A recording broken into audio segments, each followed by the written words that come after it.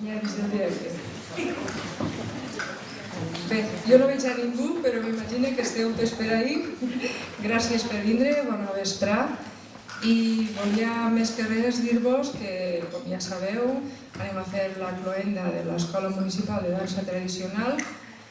I bé, és una escola, us ho dic perquè si mos enganyem, disculpeu-mos, perquè no som un grup professional i res d'això. I damunt, en els nervis, se m'obliden els passos i totes aquestes coses. Però bé, només vull donar-vos les gràcies, us repetís, a les autoritats, als familiars i a tot el públic en general. I a les participants, clar. I ara parlarà Alicia Pastor, que és una de les professores, i us dirà més o menys de què ens vaig. Vinga, gràcies.